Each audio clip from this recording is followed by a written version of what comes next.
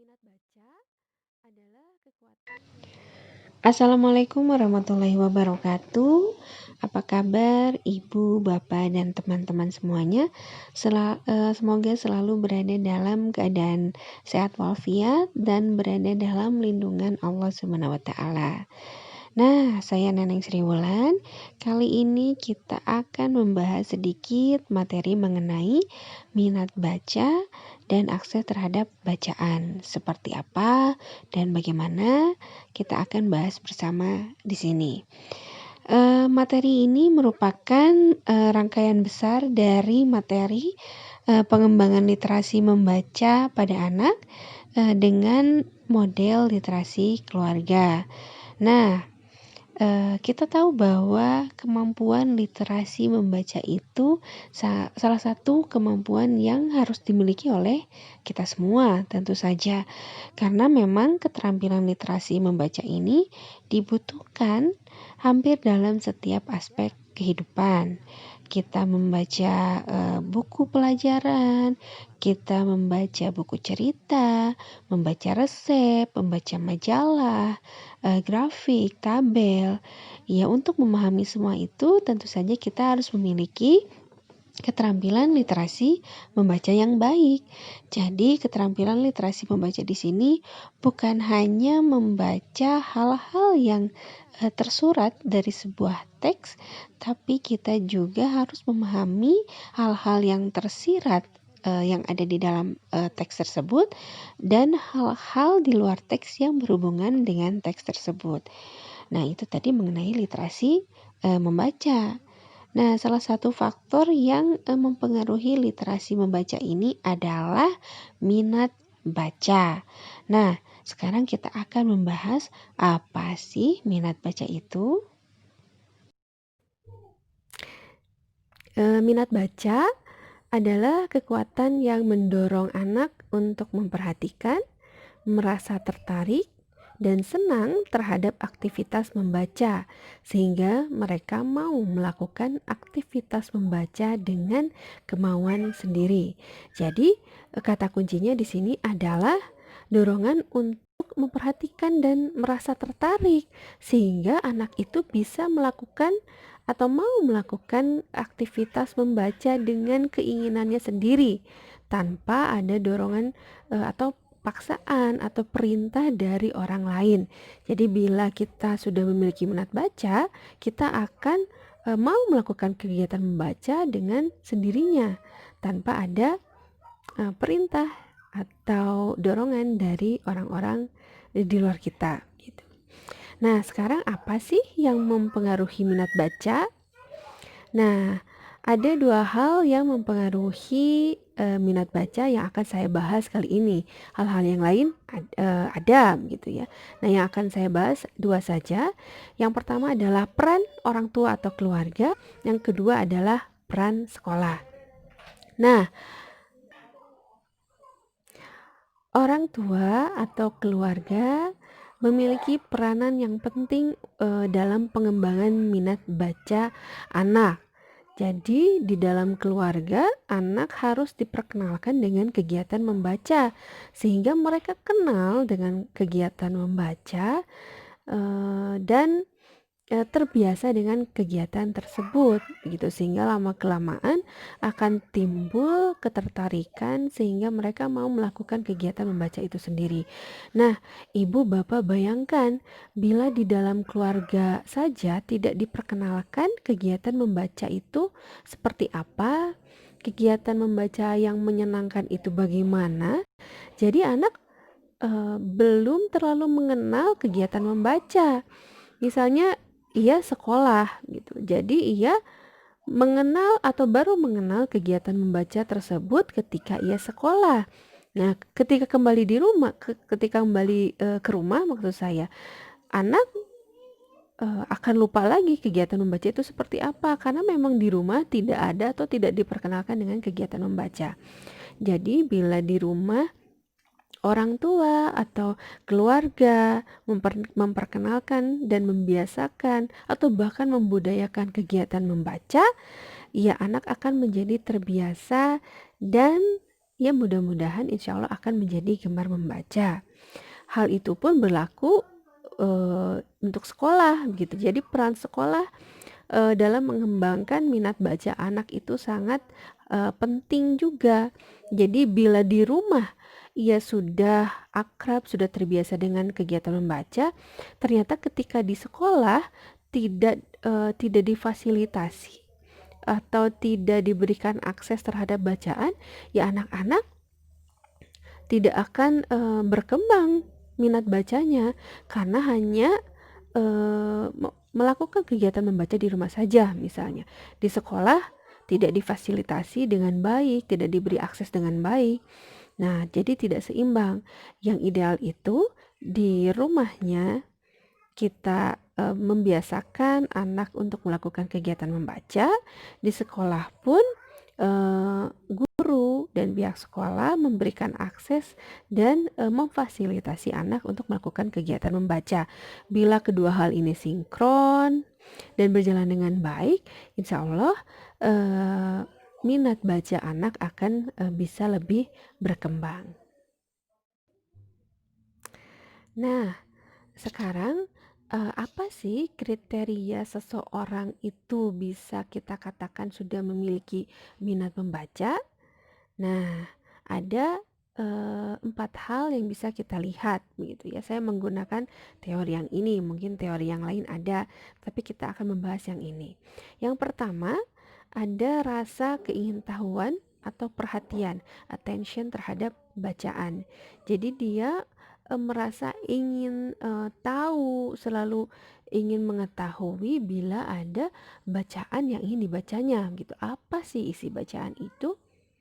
Jadi saya ingin tahu bila ada bacaan, teks, cerita gitu ya, karya sastra, novel, cerita bergambar yang disuguhkan, saya ingin tahu seperti apa sih isinya gitu. Nah, berarti sudah ada satu indikator bahwa oh, minat baca kita sudah mulai berkembang gitu ya. Kemudian hal yang kedua adalah rasa ketertarikan atau menaruh minat pada sesuatu. Nah, ada sesuatu hal di sini ya bacaan gitu. Jadi kita punya interest terhadap bacaan. Jadi bila ada bacaan kita merasa tertarik untuk membaca, mengetahui, memahami isi bacaan tersebut. Yang ketiga adalah rangsangan atau keinginan untuk melakukan kegiatan membaca. Jadi ada desire dalam diri kita untuk melakukan kegiatan membaca. Jadi misalnya membaca itu sudah menjadi sebuah kebutuhan. Jadi bukan lagi suruhan atau paksaan. Jadi kita memang ingin melakukan kegiatan membaca. Hari ini saya ingin membaca gitu ya, bacaan tertentu. Hari ini saya ingin membaca puisi. Hari ini saya ingin membaca komik. Hari ini saya ingin membaca cerpen, berita dan lain sebagainya. Jadi sudah ada keinginan untuk melakukan kegiatan membaca. Nah, yang selanjutnya adalah gairah untuk terus melakukan kegiatan membaca. Jadi ada action gitu ya. Saya ingin membaca, ya saya membaca dan ingin terus membaca. Jadi bila keempat hal itu sudah tergambar dalam diri kita, berarti kita sudah memiliki minat terhadap membaca. Jadi ada attention, interest, ada desire, ada action di dalam diri kita terhadap kegiatan membaca, ya berarti sudah ada minat baca di dalam diri kita gitu. Nah, hal yang selanjutnya juga penting dalam mengembangkan kemampuan literasi membaca dan minat baca adalah ini ya, kita harus memberikan akses terhadap bahan bacaan atau bahan literasi. Jadi bila kita ingin anak kita kemampuan literasi membacanya itu berkembang, minat bacanya juga berkembang dengan baik, ya kita harus memberikan akses terhadap bahan bacaan atau bahan literasi. Nah, bila di rumah dalam kegiatan literasi keluarga, tentu saja yang harus memberikan akses terhadap bahan bacaan itu adalah orang dewasa yang ada di dalam rumah. Misalnya ya orang tua atau orang dewasa lainnya di dalam rumah. Jadi orang tua harus memberikan akses kepada anak untuk dapat mengakses bahan bacaan secara daring maupun luring gitu ya. Jadi baik itu printed material ya, ada buku teks gitu ya, maupun teks-teks yang daring atau online, kita sediakan akses terhadap hal-hal tersebut. Nah, apa yang bisa kita lakukan untuk memberikan akses terhadap bahan literasi tersebut? Misalnya yang pertama, kita memfasilitasi anak untuk memiliki bahan bacaan atau meminjam bahan bacaan. Jadi misalnya, aduh, eh, untuk membeli bahan bacaan setiap minggu atau setiap bulan gitu ya, itu memerlukan biaya yang agak lumayan gitu ya. Nah, tidak harus selalu membeli kok ibu bapak gitu ya. Berikan akses kepada anak-anak untuk bisa meminjam bahan bacaan gitu ya. Misalnya di taman bacaan atau di perpustakaan sekolah, perpustakaan daerah ya, perpustakaan Pemprov, Pemkot, Pemkam gitu ya. Jadi kita harus memfasilitasi anak untuk melakukan hal itu. Bila memang bisa membeli buku bacaan, ya kita fasilitasi anak untuk pergi ke toko buku, pameran, bazar. Kita bimbing bersama untuk memiliki bahan-bahan bacaan yang memang sesuai dengan tingkat perkembangan anak kita. Nah, kalau misalnya lokasi kita jauh dari toko buku atau misalnya ada kendala tertentu untuk membeli buku, ya kita bisa mengajak anak untuk ke taman bacaan, ke perpustakaan untuk meminjam bahan-bahan bacaan yang sesuai dengan minat mereka dan sesuai dengan tingkat perkembangan mereka. Jadi, tidak ada alasan ya ibu bapak untuk memfasilitasi anak terhadap bahan bacaan gitu. Nah, hal selanjutnya yang bisa kita lakukan adalah dengan menyediakan pojok baca atau perpustakaan di dalam rumah. Jadi bila kita memiliki koleksi buku atau misalnya saya baru memiliki beberapa buku, ya tidak ada salahnya kita menyediakan pojok baca di rumah kita. Jadi kita susun buku-buku yang ada di rumah kita di suatu pojok tertentu, kita sediakan lemarinya gitu ya. Nah, kita susun ini adalah buku ayah, buku ibu, buku anak begitu ya, agar mudah untuk diakses. Dan bila memang ada koleksi bacaan anak di rumah ibu dan bapak, nah, kondisikan bahwa peletakan koleksi bacaan untuk anak itu bisa diakses untuk anak. Jadi, jangan sampai itu adalah buku bacaan anak, tapi anak tidak bisa mengambil buku bacaan tersebut. Misalnya disimpan di rak yang paling tinggi, ya akan sulit untuk diakses oleh anak gitu. Jadi, kita kondisikan bahwa buku tersebut bisa dijangkau oleh anak, bisa diakses kapanpun anak ingin membaca buku tersebut. Jadi bila koleksi bukunya terbatas ya tidak apa-apa, buat pojok bacaan. Kalau sudah koleksinya sudah banyak, kita bisa membuat perpustakaan sendiri di dalam rumah. Kita sediakan suatu ruangan khusus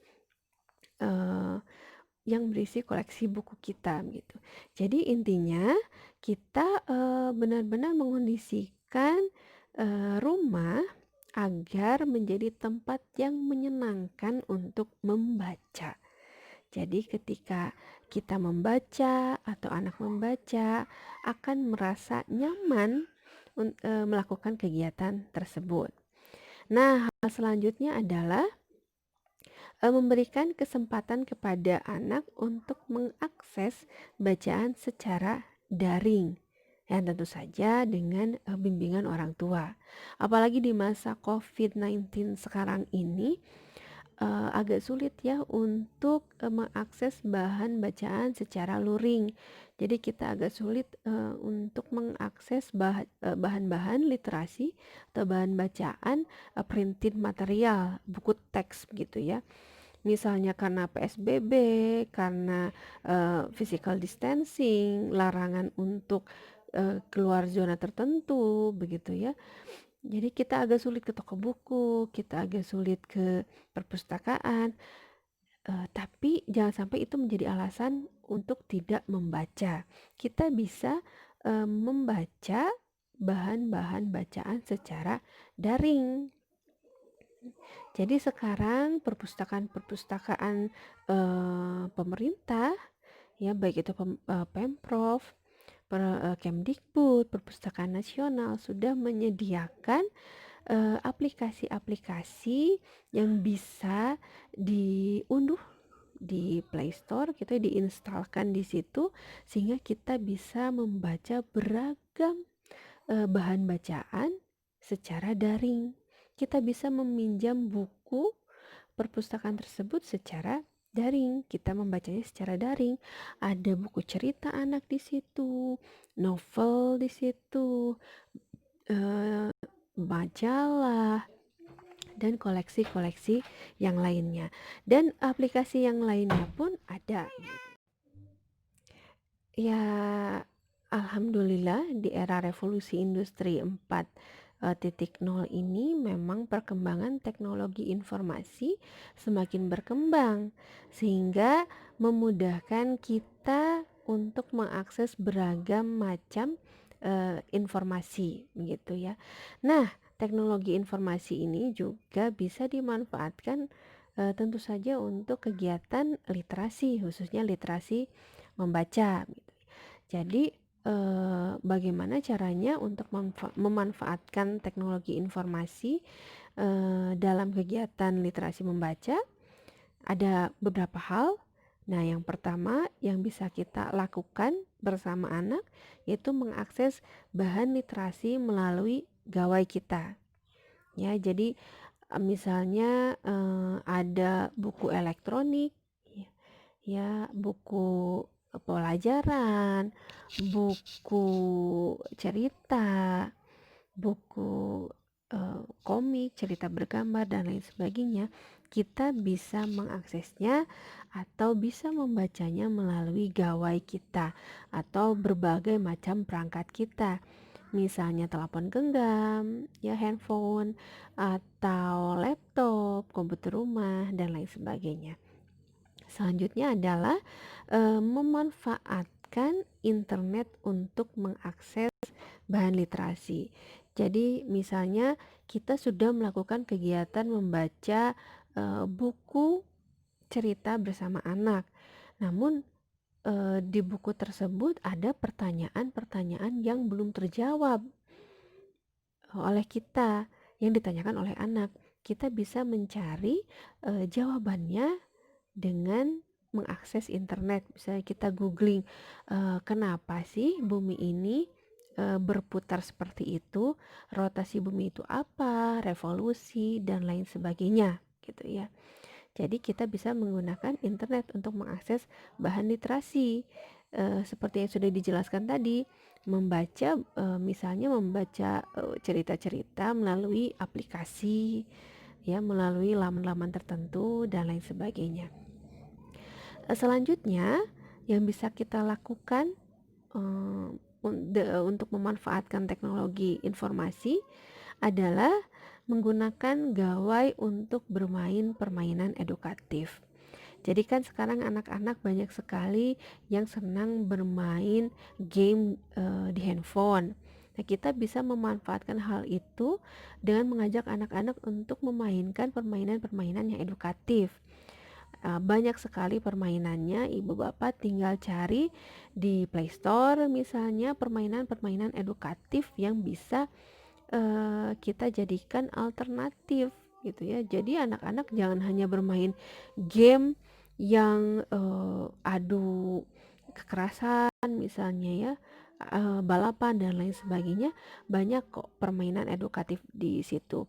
Misalnya untuk anak-anak usia dini atau anak-anak kelas awal, banyak permainan-permainan edukatif seputar kata gitu ya, bunyi, vokal, konsonan, atau banyak juga, permainan edukatif yang, berhubungan dengan cerita-cerita rakyat kita. Misalnya ada permainan edukatif tentang si pahit lidah gitu ya, kemudian, cerita dari Banten dan lain sebagainya.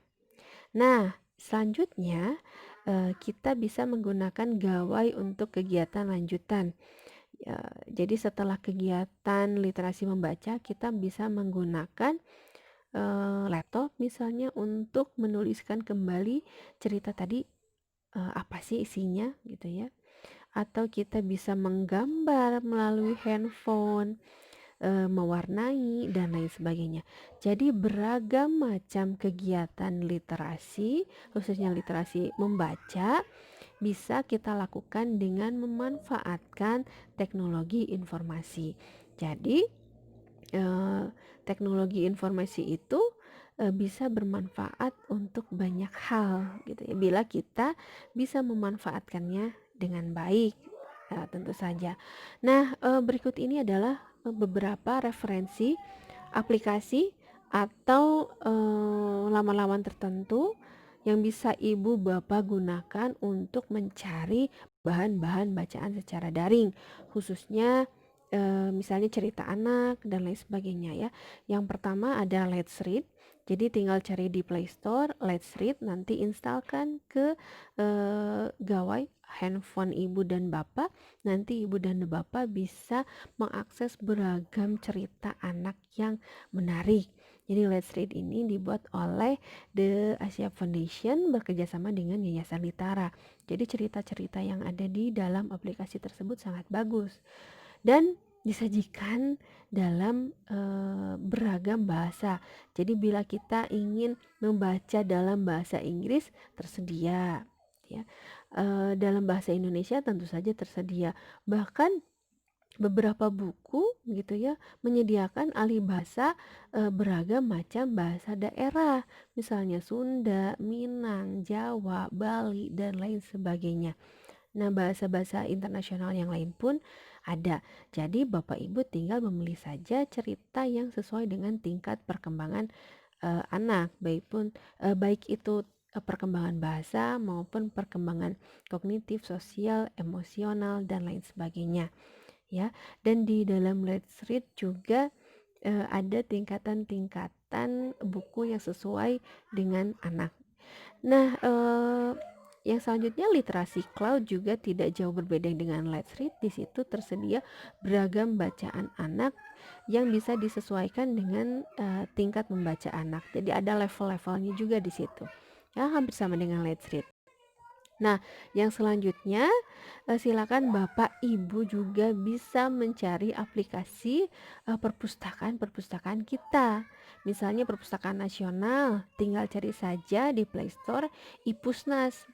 Ya, diinstalkan, nanti ibu bapak mendaftar dan langsung bisa mengakses atau meminjam beragam macam koleksi bacaan, buku cerita, eh, majalah misalnya ya, buku novel untuk ibu dan bapak ada, tinggal dicari saja.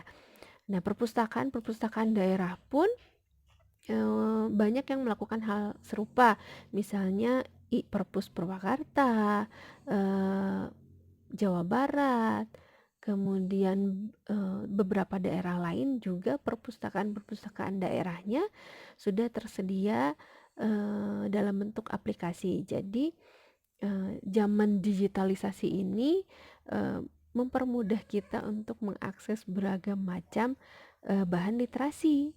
Jadi tidak ada alasan lagi bagi kita untuk tidak membaca. Tidak ada lagi alasan sulit mencari buku, buku itu mahal misalnya, atau toko buku jauh. Ya, tidak ada alasan lagi. Sekarang kita sudah bisa mengaksesnya secara daring. Kalau tidak secara daring pun, perpustakaan-perpustakaan kita sudah banyak yang menyediakan layanan perpustakaan keliling gitu. Nah, untuk materi kali ini saya cukupkan sekian. Ya, semoga Bapak dan Ibu tidak puas sehingga kita bisa sama-sama mencari tahu lebih dalam lagi mengenai topik bahasan kali ini. Bila Bapak Ibu ada pertanyaan atau ada yang ingin didiskusikan dengan saya, bisa menghubungi saya di alamat pos L ini, neneng_sri_wulan@upi.edu. Nanti kita bisa berdiskusi bersama-sama. Terima kasih atas perhatian Bapak, Ibu, dan teman-teman semua. Insya Allah kita bertemu lagi pada materi yang lain, pada topik bahasan yang lain seputar literasi keluarga, literasi membaca, dan hal-hal menarik lainnya. Wabillahi taufik wal hidayah. Wassalamualaikum warahmatullahi wabarakatuh.